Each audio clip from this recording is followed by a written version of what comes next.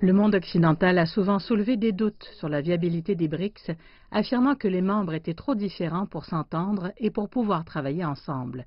Lors de la cérémonie de clôture du séminaire sur la gouvernance des BRICS, la ministre sud-africaine des Affaires publiques, Ayanda Dlodlo, a salué la solidarité des 5 pays malgré les doutes de certains milieux. Je voudrais aussi saluer l'esprit de camaraderie et de partenariat entre les acteurs de BRICS et leurs engagements envers le programme de développement de cette institution.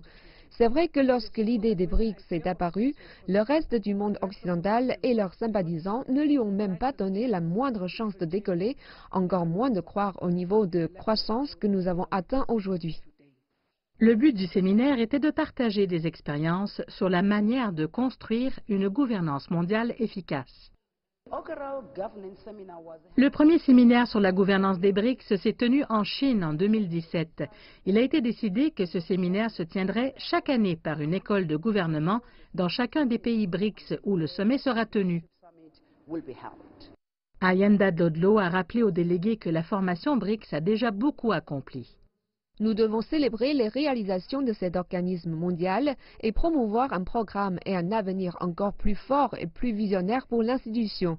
Nous devons positionner les BRICS comme la voix des sans-voix, alors que nous visons un système de gouvernance mondiale juste, centré sur les gens qui soient aussi représentatifs. La ministre sud-africaine Ayanda Dlodlo a de plus déclaré que tous les systèmes sud-africains étaient destinés au sommet des dirigeants des BRICS.